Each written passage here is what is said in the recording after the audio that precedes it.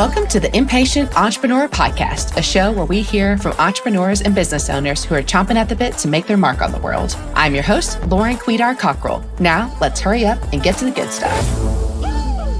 Hi, friends. Welcome back. I have a really fun guest for you today. Jeff Holman with Intellectual Strategies is here. He's actually going to introduce himself because we're on take 7 of me trying to introduce him.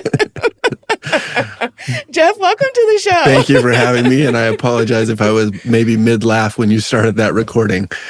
We have had, all good. As Lauren said, we've had the church giggles, and yes. It's been fun so far. So I'm really glad to be here, though. Thank you for having me. I'm really glad, and you've been so patient. Jeff is a multi-hyphenate, and that is causing me challenges because I wanted to put an accent on the wrong syllable for everything. So, Jeff, why don't you tell us what it is you're bringing to the table today, please? Yes, I will do that. Now I'm going to be the one to mess up the words. Yeah. But that's okay. I've been there before. No, I'm really glad to be here. I am maybe a little bit of a rare mix. I have gone from engineering, or engineering, as sometimes it's called. I've gone from engineering. If you're Lauren, trying to say engineer, which doesn't roll off the tongue sometimes. Yeah, so I'm an engineer turned into a lawyer. So I've been doing patent law for quite a while, helping inventors get patents on their innovations. And then I decided that wasn't enough, so I went and got my MBA because I wanted to be more of a business attorney, helping my startup clients across the board, not just with their inventions, but with their businesses as a whole. And on top of that, maybe I've got a little bit of entrepreneur in me. So I'm a little bit of a rare breed. Maybe that's good for the world. I don't know, but it's been fun for me to go through that and to be where I am today. I love it. I love curious people. Actually, one of our company's core values is delightfully curious. So I like it when people just have a lot of interests and they're curious about the world and they want to solve problems. And so I think your clients are lucky to have you and for you to be so interested in the world around you and to, want to solve different kinds of problems. So can't wait to dig in today. First question, yes. Official question. Is Jeff, are you an impatient entrepreneur? I think I am. Tell me what you mean by that, because I want to make sure I answer it very specifically. That's either the engineer or the attorney in me saying I want to. Yeah, right. Define your terms. When I came up with the concept for this show, a friend of mine, Alea Harris, she's been on the show before. She advised me when I was thinking, okay, my team wants me to have another podcast. This is my second. Mm-hmm. And I thought, what am I going to talk about? I'm tired of talking about PR and marketing as a podcast host. So, I do that all day. What else can I talk about? And she said, you should do a podcast about a problem you're trying to solve for yourself. And I was like, yes. Trying to grow a business. And, I find a lot, all my clients who are entrepreneurs, they're almost 201, very impatient about what's next. They're very eager to help others, to bring their products or services to life in the world. They're ready, not necessarily for like success, quote unquote, but for their ideas to be out there and to bear fruit and for people to, be along for the ride. And so, it takes lots of shapes and forms, but I haven't found many who have been like, nah, it's fine. Whatever happens when it happens is good with me. Yeah, no, by that definition, I'm definitely an impatient entrepreneur. So I think some of that maybe has played out in my career where I'm looking for that next thing. I love being kind of pushed to the limits and figuring things out and then coming up with frameworks and sharing those with my audience. And so I guess I'm always kind of on the edge a little bit. Impatient is one word, and another word that's been used to describe me that is probably related. I was talking to somebody one day, a potential client, and telling them about my career and history and kind of evolution. And they said, "Oh, I know you. You're ungovernable." And I'm like, I hope that's a compliment because it sounds really accurate. So, so impatient, ungovernable, I'm probably both of those. Mm-hmm. Yes. A lot of us are unemployable as well. Like we have to work for ourselves at this point. Yes. So I am curious in your tell us how you brought your business to fore. Like when did it start, and what was the idea and mission, and what does your team look like today? Yeah. So I run a small law firm. It's called Intellectual Strategies. We are basically 5 attorneys. We're 3 or 4 staff members. We do what we call a fractional legal team. So just to set the stage, fractional legal team is, we've seen a lot of people doing fractional CMO, fractional CFO, stuff like that, right? They step into a kind of a leadership position on a fractional basis. We do that with the entire legal team that a startup or scaling company would need. So we have expertise, not just patents, but we have kind of the general counsel, contracts, fundraising, even litigation, and we step in that way. So that's been, as I've answered this question in a couple different settings in the past, it's been really an evolution. I wish I could say there was this moment in time when, everything changed. And there might have been, there were several moments along the way, but it's really been an evolution from working with people who are inventing things and really working with the inventors of those teams to work to going through and getting my MBA and realizing, hey, I need to work with the executives on the team differently than I work with the inventors on the technologists on the team.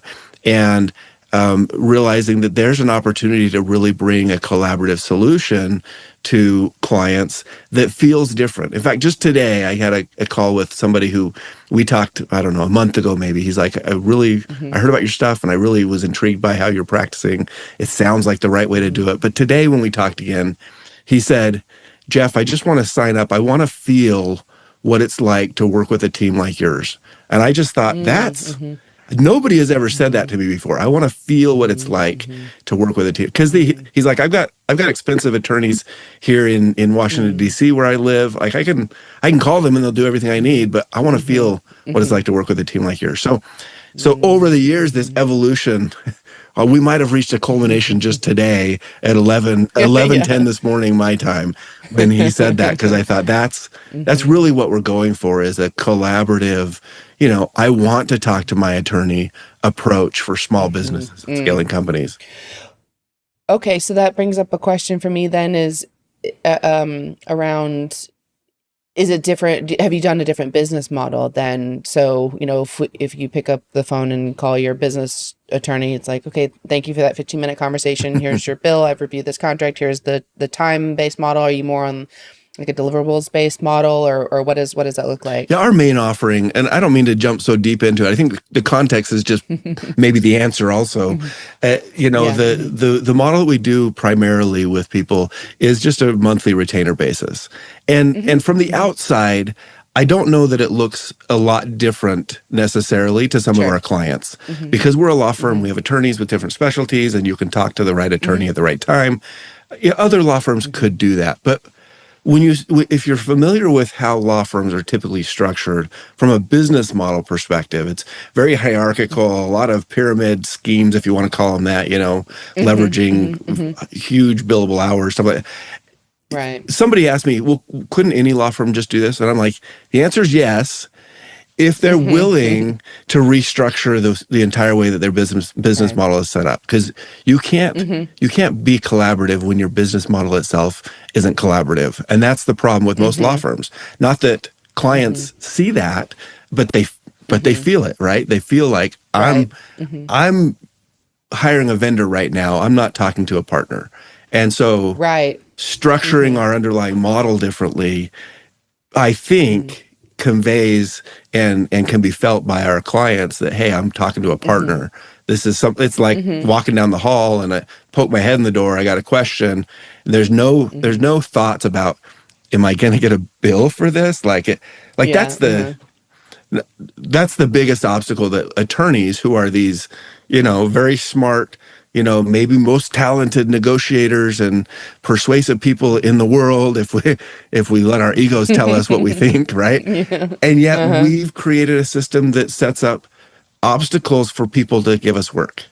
It doesn't make any sense to me. And that's really what we're trying to do, is remove the barriers so that you feel like you want to call your attorney, because your attorney probably can help you, but you don't want to have this, tension between, I want their advice, but I don't like something billing or something else about how I interact with them. And that's, right. that's really what we're trying to change Yeah. fundamentally with our business.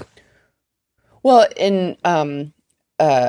for a lot of service providers, there's the history of trading dollars for time. So I did an hour of work, you pay me for an hour of work, or 15-minute, 15-minute increments.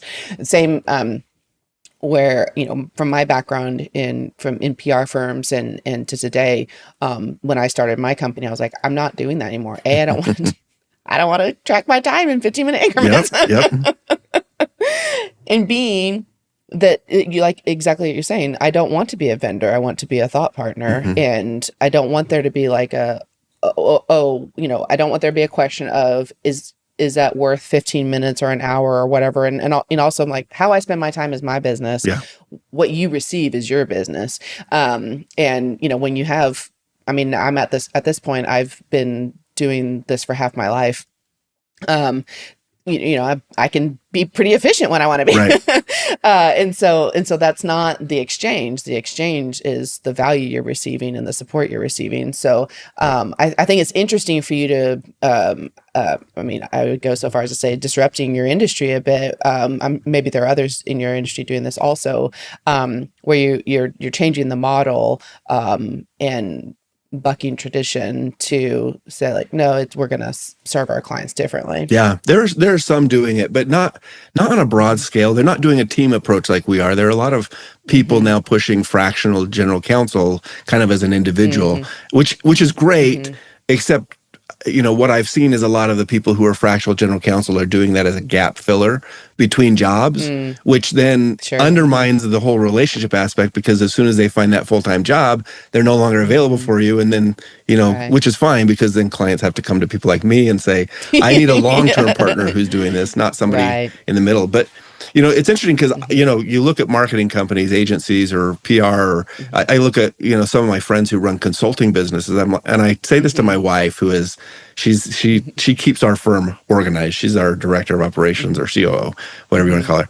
And I'm like, Brooke, when Randy with this consulting business is out there, pitching jobs and stuff, nobody is going to Randy and saying, are you going to build me 15-minute increments? Nobody's going to Randy and saying, are you going to be the one who's doing all of the work in the business? Like these are $1 million consulting contracts, and nobody expects Randy to be the guy sitting in the chair typing every letter out of the contract. And yet, as attorneys, we've just curated this maybe a prison of sorts, right? Where people think that if they hire Jeff's got to do all the work, and it's not a team approach. Well, that doesn't make any sense when what you have is every business, yours, mine, big businesses, scaling businesses, they need a bunch of different expertise that some of them I'm really good at, and some of them I've got people on my team who are better than me, and so they need the right person for that. So it's an interesting thing that attorneys have done, and maybe attorneys' egos have done to the attorneys. And so it's easy to look at other businesses, maybe like yours and other fields, and say, there's got to be, people are doing it differently in other service-based fields. Why not us? Why not make it more accessible? Right. Yeah, I like these conversations, because I hope that people listening can be like, even if they're manufacturers or something like that they can be little honeybees and cross-pollinate, like, oh, well, that's working for Jeff or Lauren, and how can that work for me, where I don't feel beholden to how things have always been done. That's one of my least favorite phrases of, well, why are we doing this? Oh, because that's how it's always been done. Get out of here with that. I love that phrase only because it sparks in me the engineer and the innovator side, and I'm like, oh, great, this sounds like an opportunity. Hold my beer. Let's change this. Yeah, exactly. I'm like, well, that was a free ticket to, we're going to break this system. Exactly. Okay. So are you impatient about anything in particular right now? Are y'all coming up with anything cool coming down the pipe? Yeah, so I actually have been impatient about getting our marketing done, right? And that's probably the number Mm-hmm. one thing that you hear, not just because of what you do and provide, but because that's what Mm-hmm. most businesses need. I see Mm-hmm. people come up with cool technology, they have funding for it a lot of times, they have the Mm-hmm. right people, but getting the word out there, that's like opening the door to the business. So for us, Right. it's Mm-hmm. a lot of just getting the word out and letting people know that we're out there. So Mm-hmm. we've been doing a lot of things, for the last 5 years, really. And it's I would Mm-hmm. love to say everything we've tried from a marketing standpoint has been uber successful, but we've talked about writing a book. We've launched our website. In fact, we just barely rebranded and have our website Mm-hmm. rebranded as of today is Mm-hmm. launched. And Oh, uh, congrats. yeah, well, there's some final items, punch list items we got to do, Mm-hmm. but it's Sure. pretty far along. And I've been doing. I think I mentioned before the show. This is about my 50th guest episode Mm-hmm. podcasting because I want to get the word out there, not just about what I do, but about Mm-hmm. how we practice, so that people know whether they're Mm-hmm. hiring me or hiring anybody else. Like this is a good way to practice. This is the right way, Right. in my opinion, Mm-hmm. for people Mm-hmm. to engage lawyers. And there are a lot more lawyers Mm-hmm. who are open to it, who want to be more partnered with their clients rather than Mm-hmm. transactional. They just might Mm-hmm. not be in the setting to do it, or maybe they don't know how to do it. So if they hear what we're saying, or their clients ask them to do what we're talking about, like it's just rising tide lifts all boats. And I think Mm-hmm. it's a good Right. message to have out there for people to know about. Yeah, exactly. I mean, even if someone were to listen to this, be like, maybe I don't like how things are right. Maybe I need to think about my relationships and know what's possible, and that there are different ways to go about this. How do you fuel yourself as a leader? It sounds like you are probably enjoy learning all the time, unless you've hung up books after all your degrees. But do you read books? Do you listen to podcasts? Do you go to conferences? Like, how do you make sure that you're on top of your game, on top of your field, and being the best leader you can be? So you mentioned books. I have a lot of books behind me on my background here, my real background on my bookshelf. Yeah. And Hmm. but I got rid of all my law books a while ago. I'm like, these are weighing me down. I want the other Yeah. books. So I've read quite a bit Hmm. in the past. Right now, I'm on a podcast kick. I like not just being on Hmm. podcasts, actually Hmm. starting my own podcast, but Oh, yeah, congrats. yeah, I'm like 3 episodes in with one published, so very, very new. But really listening to podcasts, there's just so much to glean from hearing what other people Mhm. talk about. In fact, one of the things Mhm. that I've been really giving some attention to lately, just as maybe a hobby, side time from Mhm. work, is thinking about how people, because I work with innovators all the time and innovative companies creating new products, platforms, new brands. So they're always Mhm. creating. And I'm like, how do people Mhm. get their insights? Both innovators and business people, like, where does that come Mhm. from? And I think, I've got Mhm. some ideas about different insight profiles, I call them, as to where things come Mhm. from. Um, Mhm. and I think for me, I'm sort of a trailblazer in the sense that I like to go out where nobody else is. And part of that Mhm. for me is listening to and kind of taking in all these different Mhm. podcast thoughts from, people building businesses to people, who Mhm. are marketing gurus to, you name it Mhm. in business. I like to listen to it. And, Mhm. um, Mhm. and so that to me is like, oh, I hadn't thought of that. Maybe I'll try that this time. Or hey, Brooke, did you know that this and this and this? I'll bet we could incorporate that. And she Mhm. patiently Mhm. listens to me. She's like, thanks. Yeah, by the way, if it's not apparent, I'm the visionary in the business. She's the integrator. And Yep. so Yep. Yep. she's got to put up with my, she's very gracious about putting up with my ideas and helping to keep me on track a lot of times. Has she been in the business from the get-go? No, no. In fact, she didn't want to be in the business for a long time. She is fantastic at what she does. In fact, what was it? Our youngest kid. We've got 4 kids. Our youngest is Mhm. now just started 10th grade recently, but Oh, wow. when Okay. he went, when he went, let's see, kind of was in school. I don't remember how long ago it was, maybe 8 years ago. So that was probably when he was going into elementary school or right after that. And she said, "Hey, I think I'm going to find something to do," because she was a stay-at-home mom with her other four kids. And I said, "That's great. You know, you should figure out what it is you like and do it." And she looked at a few things, but eventually I said, "Hey, have you thought about working with me to build this? Like, it's something we could build together that's really cool." She's like, "No, I don't think so. I want to, kind of run my own course and do my own thing." And it was probably a year or two later when she was kind of looking at what she was doing, and she said, "Hey, I'm going to find a new thing." I'm like, "Great, offer's still there. Are you interested?" And she goes, "Maybe I'll help you out for a little bit." And from that day forward, she's been just on fire in our business. She does a fantastic job keeping everybody organized, mostly me, keeping me from chasing squirrels. And because I guess that's the impatience part of it, right? I'm like, "Oh, well, we should do that, and we should do that." And shiny object syndrome. That looks fun. Yeah, and so she's built out our entire project management platform on Monday.com and other software stuff that just keeps the whole business organized, keeps our clients informed and happy. And it's been, working with a spouse has its intricacies, right? But we've managed it, and it's been such a positive for our business and for our clients. I can't imagine being as far along in the business if she weren't part of it. Well, that's lovely. We'll let her know you said that. Oh, she knows, and she reminds me sometimes. Yeah, I'm sure. Would you like to share the information about your podcast? Oh, sure. Just really briefly, it's called The Breakout CEO. We're focused on kind of transitional or pivotal moments with CEOs of startups and scaling companies, and just trying to do like a little dig into one story about what was it that, either that obstacle you overcame or that insight that you leveraged to take your business from kind of that steady climb to that next level. And it's been a lot of fun. I love, I'm sure like you, just talking to people, hearing their stories, because every story is pretty fascinating.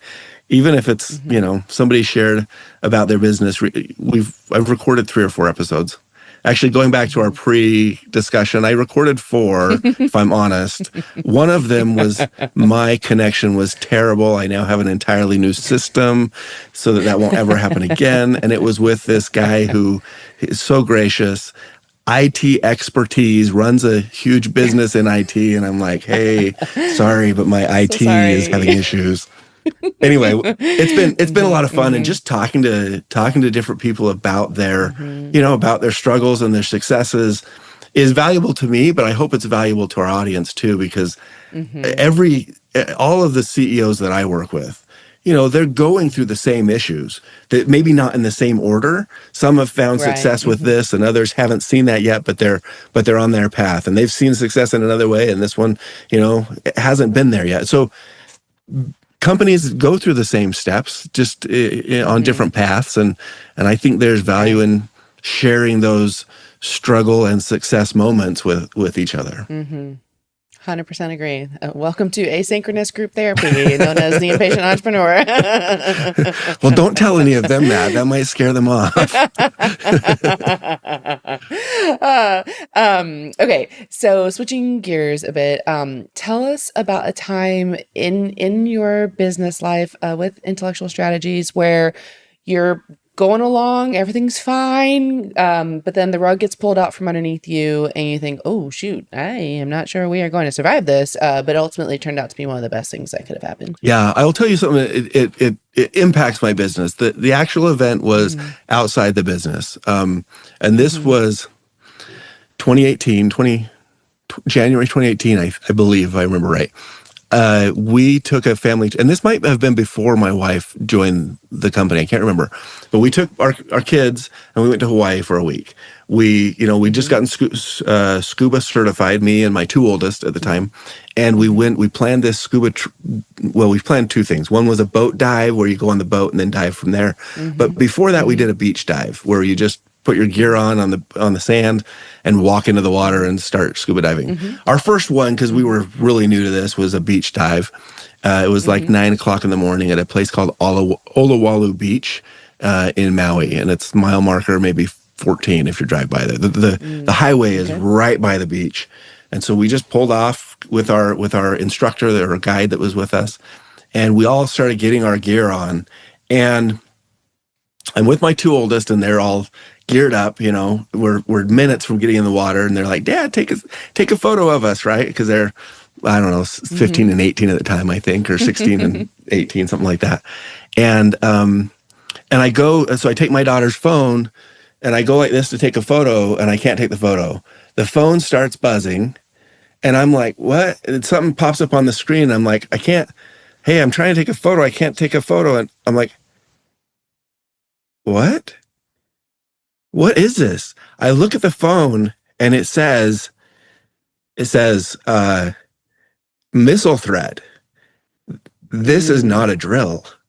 Sorry, I don't get emotional much, but this like for me is, you know, I'm like, missile threat. What? I know what a missile is, but what in the world does this mean? Yeah, why is this on my phone? Yeah, why is what is going on? I look over at the other people that are coming with us in our group, and they've all got their phones in their face.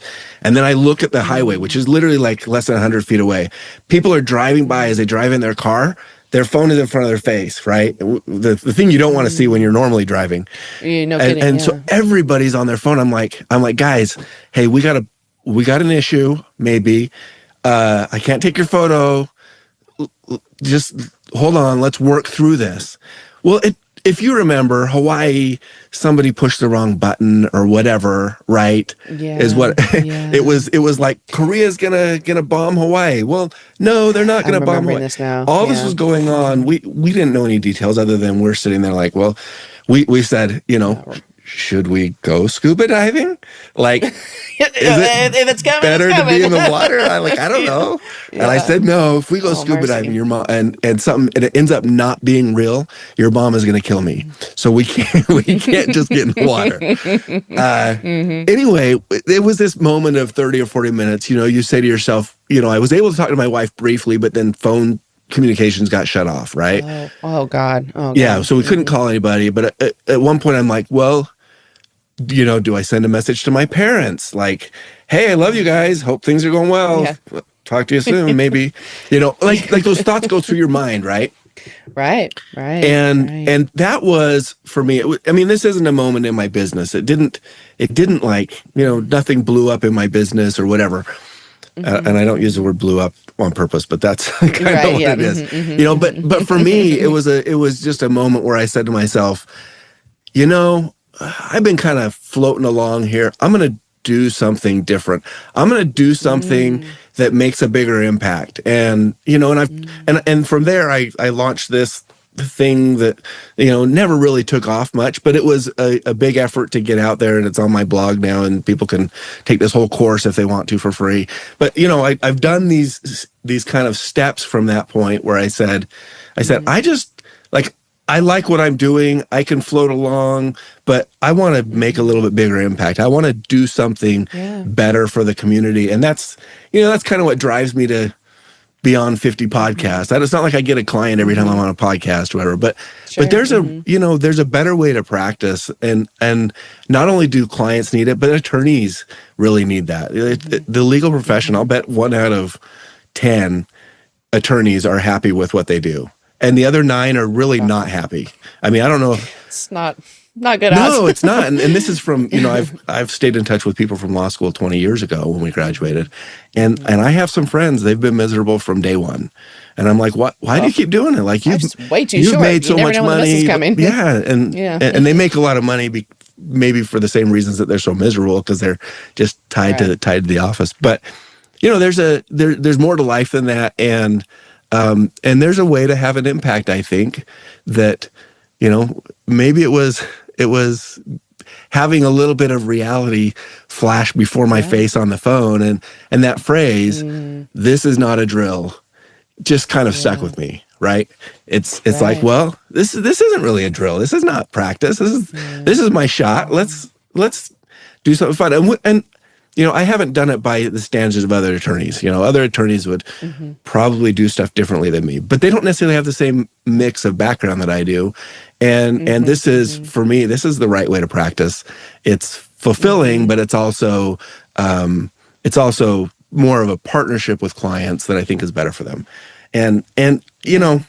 I guess I talk about all this and it all kind of blends together for me and I don't mean to make it sound like a pitch in any way, but it just is that, like, my Mm-hmm. life as an entrepreneur, everything is Mm-hmm. kind of related. It's all connected. And so Mm-hmm. when I'm not working, a lot of times I'm thinking, how do I do this better? How do I build a better Yeah. community or train my team, Mm-hmm. so that it's better or whatever, that's the circle I live in, I Yeah. guess. Yeah. I mean, what a powerful moment of, all of a sudden it's like, oh, what's my legacy? I mean, not that you're like, what's my legacy in that Yeah. moment? Like, you're with your children. That's very scary. But then once the alert clears, kind of like, okay, well, it is a gossamer thin veil between here and there. Life is so fragile. And, what's the impact we're making? What's the legacy we're leaving behind? And, how are we making the world better? Hopefully we are. Yeah, I hope so. Yeah. Thank you for sharing that. That's really powerful. Were you an entrepreneur as a kiddo? Oh, only once, and I did a terrible job. I went around, it was one of those fundraiser things, and I don't remember if it was for like Cub Scouts or what. And they're like, go Mm-hmm. sell Mm-hmm. like, I don't know, wrapping paper or something out of this catalog and Mm-hmm. raise Mm-hmm. money for. It was more of a fundraiser than entrepreneur. And I think I Mm-hmm. sold to 3 people and then turned around and gave them their money back. I'm like, yeah, I'm not doing this. So, so the short answer is no. probably, Not so much. probably Yeah. not a great Well, entrepreneur. that was because you're ungovernable. You didn't want to do somebody else's job. You didn't want to do what they wanted you to do. There is a thread of that in my life for sure. Yeah. Which brings us to the next question of, as a kid, did you receive direct or indirect feedback that, Jeff, this is a weakness you need to work on. But now as a leader, entrepreneur, father, husband, that it's actually your superpower? Yes, absolutely. And I've forgiven my parents for it. But no, when I was a kid, I'm rather sarcastic. I think I'm a fun guy, but I can go overboard pretty easily. Because I enjoy a lot of that back and forth, Mm-hmm. banter. Mm-hmm. Mm-hmm. As a kid though, it was constantly drilled into me, Jeff, you got to think before you say something. Think before you speak. And Yeah. and at times I think that kind of pushed me into a mode where, fine, I just won't say anything. If I can't say what I'm thinking, like how else does this work? Thoughts are here, mouth is here. What's supposed to happen in Yeah. between? And Yeah. but no, I think that's made me, if I, in fact, I've asked, it was part of my MBA program one time, they said, hey, go interview people that know you, and we're going to just kind of do this strengths analysis from other people's perspectives. And one of the things that came back to me really clearly was, despite what I'm doing right now on this episode, Jeff is a listener, right? Jeff listens really intently. You can tell he's taking it all in, processing it, and then when he speaks, you want to listen because he's taken what you've told him and he's giving you back exactly what you need for the moment. So I think people telling me, my parents mostly, hey, you gotta think before you speak, really did end up becoming the way that I do stuff. I'll sit and listen. In fact, I love listening to people's stories about, either personal or about their business, what they've done, the messes they've made, the way they've tried to clean it up or hide it perhaps. And then, at the right time coming out and saying, okay, I've heard all of that. Like I've listened to that. And let me tell you, with the additional legal background I've got and maybe some business or whatever, here's what I think we should be doing. So it's come out. There's still a fair amount of sarcasm in what I do. I don't mind throwing a joke in at an opportune or maybe inopportune time. It probably surprises some of my clients that I'm a little more lighthearted in some serious conversations than other attorneys might be. Right. But yeah, it's a listening thing. I think that really did push me. Maybe I wouldn't have been inclined to become the listener that I am had people not said, hey, you got to think before you speak. I like it. I like it. Sometimes the message, sometimes the delivery is like, thanks for that great advice. It hurt my feelings, but thank you. I mean, stuff we need to hear. An unscripted question, and one I have for you, particularly around A, your work as an attorney, but B, in the intellectual property space and patents and all that. How is AI changing your business or that of your clients when they think about, protecting their ideas and their thoughts or whatever they're bringing into the world that they want to protect? I mean, like most industries, there's quite a bit of chaos going on right now. I'm glad. I feel like we're getting to the point where people are more accurately saying consistently, AI is a tool. AI is not a technology. AI is a tool. It's funny because, 6 months ago, I had several people come to me, and I still have people quite a bit come and say, hey, I've got this AI and, it's for lawyers. I want you to subscribe to it and be a customer. And what's happened a few times is people will come to me. I'll be like, yeah, we can't, the stuff that we do as attorneys has too much writing on it. Like, we can't go for close enough, right? And because even if we miss the risks, either the immediate risk of something happening or the magnitude of what could happen, even if it's really unlikely, the magnitude of what could happen if it does happen, it can be really disastrous to our clients. So we can't really rely on, good enough, unchecked things from AI. And so it's been hard to adopt AI in the format that it's been. And I've even had, I had one client, they turned into a client. There were a couple of people who've come and they said, hey, we're doing this new, for my background, we're doing this new AI to help draft patents. And I'm like, that's great. Tell me honestly, how much of the work does it do? If you tell me it's more than 40%, we can just stop right now, because I know it doesn't do 90% of the work.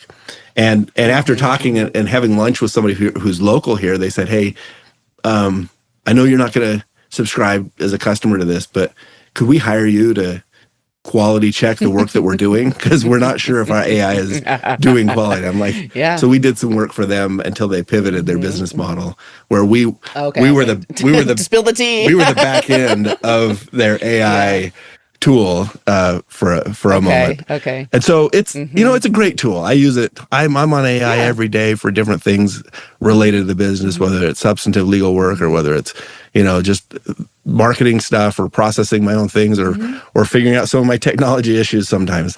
Right. Exactly. So I'm a huge advocate for it. I think it's a tool that, if it used right, is a magnifier in the business. But the thing we're seeing is that, and people are going to recognize this even more than they do right now in the legal field, especially, garbage in, garbage out. If you do not know the right questions to ask, you almost certainly cannot get the right information out. And so, that's not just like a protectionist view where I say, you got to use me because you don't know what to ask. Yeah. But in reality, if the stakes are what they are, the risks of something going wrong are high, or even when they're low, the risks of it being a terrible event, if it does happen, if you trust your business to that and want to go with AI, then I'd love to hear the story and what happens in the end. Yeah. But I don't trust it, and we can't, as attorneys, a lot of us can't trust it. We can use it, we can try to leverage it, but we can't trust it.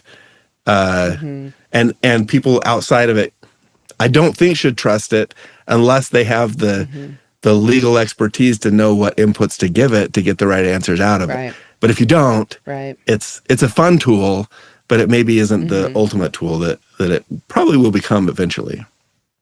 Right. 100% on the same page with you. I mean, I'm not an attorney or engineer or MBA even. But it's actually, 100% seeing the same thing, garbage in, garbage out. I've been saying that since day one. And then also, if you're not coming to it with your own expertise and experiences and point of view, it's going to plagiarize what's out there. And so I was kind of, maybe it's not exactly what you're doing, but thinking in terms of how people are protecting their intellectual property and where it's being scraped, because that's what AI does. Is its job is to go see what's out there, and then it just offers, eagerly, like a little puppy, offers it up to you on a silver platter, like, here's your idea, right? And you're like, yeah, that looks good. Yes. Well, no, you've just ripped off some YouTube content creators, you've ripped off somebody else, and so I think it's, I don't think people understand how unethical it can be if you are not bringing yourself to it. Yeah, and the laws are taking a moment to catch up, right? We hear stories about copyright where it's taking photos and it's like, well, can it use those photos in the way that it does, or is there infringement happening because of that? It's taking, people are creating brands around it. It's like, well, you've probably just created a brand that it found, because that's all it does, right? It just finds other stuff in that same kind of vertical, and it says, well, this is what you should do. Well, yeah, you should do it because that's what because somebody else is doing it already. We're seeing it with inventions that, you can't have AI be an inventor.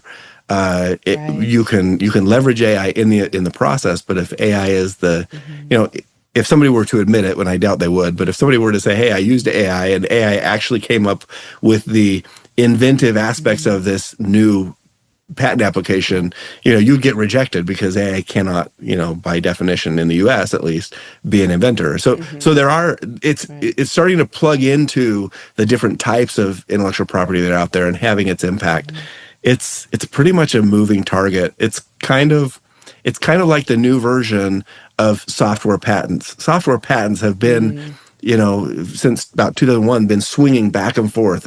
Is it good to get a software patent? Maybe. Is it really hard to get a software patent? Yeah, maybe. Like it's this, you should totally apply because it's the best it's ever been. But now the regime is going back, and now it's harder again, and the patent office is implementing rules that classify it a different way, so that you'll never, like, into what we call an art unit with patent examiners who unofficially, but sort of officially, will never actually grant your patent if you get stuck in that art unit.